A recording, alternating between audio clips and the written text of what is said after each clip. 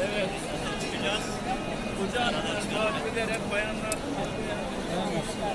Bayanlar şu tarafa. Hoca hanım takip edeceğiz.